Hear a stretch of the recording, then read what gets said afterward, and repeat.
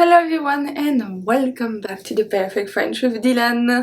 Today we are on lesson 37, can you imagine 37 already? And we are going to learn everything about hard G and soft G. On the book you can find this lesson on pages 69 and 70 and the listening practice 71 and 72. So if you remember the lesson about hard C and soft C, this one is going to be very similar. We have almost the same rules for hard G and soft G. So if you missed the one about C, go watch it first and then come back to this one. So exactly like with C, we have two different IPA. This one, the G, is for the hard G, pronounce G, G. And this one is for the soft G, pronounce J, J, J. So let's start with the hard G for the pronunciation. The middle of your tongue is going to touch your palate. The air goes through your mouth, and then your lips are going to be almost closed. We have G, G, G. Okay? It's a bit of a weird sound to pronounce without anything after, because we have Gi, Go, Gu, Gon, Ga, etc. So it's way better to practice with other sound. You have a list on the listening practice. Try to practice with this one. Now let's see everything about the soft G. So for the soft G, the tip of your tongue is going to touch the palate, the front top of your palate, not the teeth.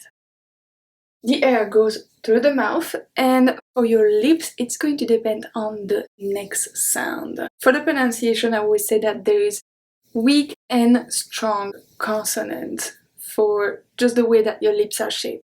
So there are some, such as B, B, that never going to change. The way that you shape your lips is never going to change, no matter what the sound after is. But there are other ones, like this one, when your lips are going to be shaped as the next vowel, the next consonant, or the next sound. Once again, your list of listening practice and exercises is very useful in this case. So we have J, J, J. If you say J, J, okay, your lips are going to take the shape of the E. If you say Jon, Jon, your lips are going to take the shape of the on. Okay? So let's start with the hard G. So when you have a G at the beginning, follow either by R or by L, it's going to stay as a hard G.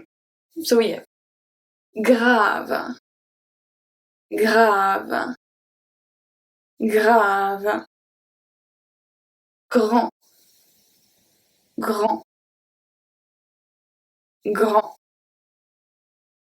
un gland, un gland, gland, un gland. I know that the two first one can be a bit hard to pronounce.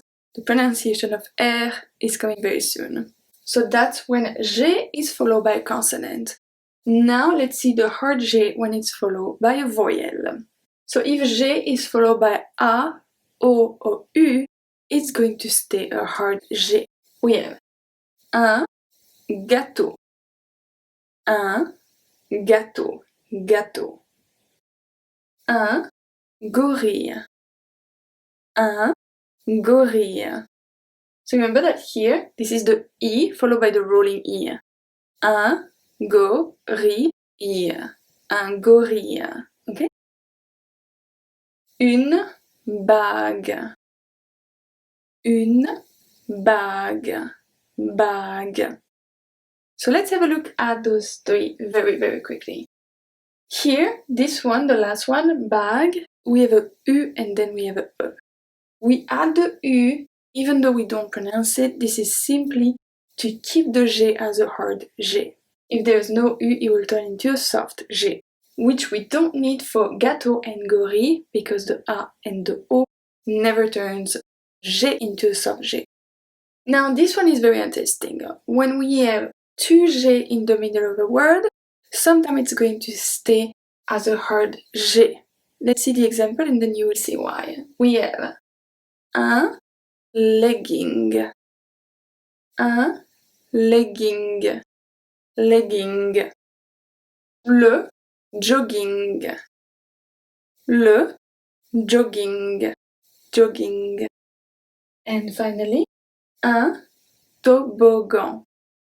Un toboggan. Un toboggan. So what is the common point between these three words? Well, simply that they are from another language. For this reason, we keep the 2G as a hard G, which is not going to happen when it's word from French language.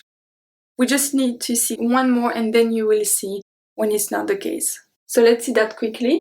When we have ing at the end, we are also going to pronounce the G. But this rule is the same as the one that we just saw.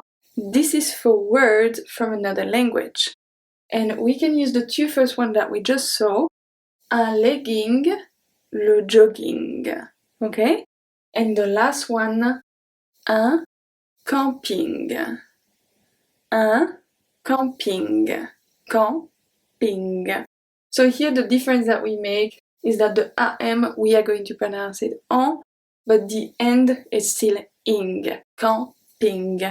Okay? So now let's transition slowly into the soft G. And we are going to see another case when we have two G in the middle. But this time it's going to make a G sound, the hard sound, and then the soft G. If you remember, we had the exact same thing with hard C and soft C, with accent, accent. This one is going to be the same. Let's see one you will understand. We have suggérer, suggérer, suggérer, suggérer. Then we have une suggestion, suggestion, une suggestion, suggestion.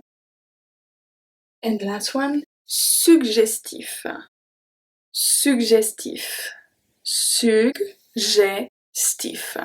suggestif. So here, they are all from the same family. So in French, don't forget to focus on learning vocabulary by family of words. You're going to learn so much more vocabulary like that. Now let's see an irregular one. So when we have G, T in the middle of a word, it's going to turn into a T only. Let's see. Longtemps. Longtemps. Longtemps. Okay, so you hear longtemps. Longtemps. So here, we don't pronounce the G, we don't pronounce the P, and we don't pronounce the S. Longtemps. Okay? Next one. Vingtième. Vingtième. Vingtième. So we don't say vingtième, we say vingtième. Vingtième. And this one, une vingtaine. Une vingtaine. Vingtaine. Une vingtaine. It's not a very common spelling, so you're not going to find it too often. The next one we're going to see is when the G at the end is not pronounced. We have le sang. Le sang. Sang. Le sang. Le rang. Rang. Le rang. And finally, long. Long. Once again, long.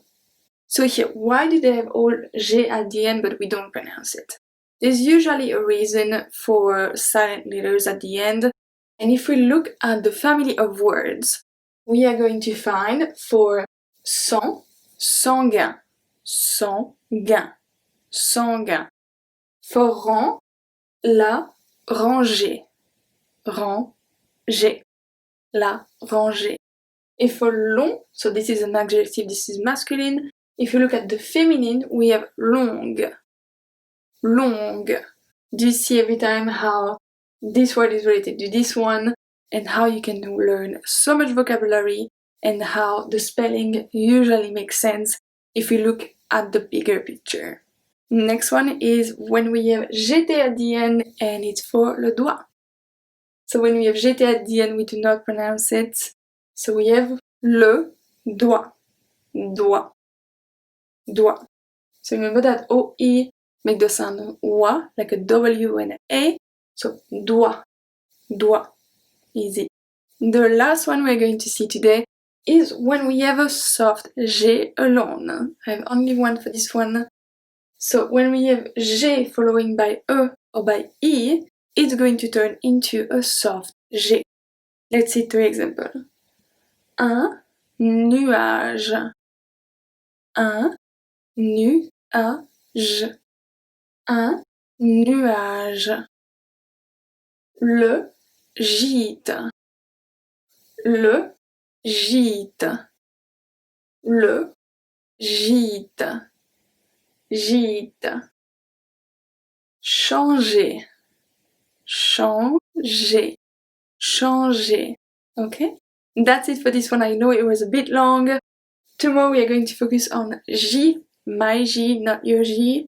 So I will see you tomorrow. À demain.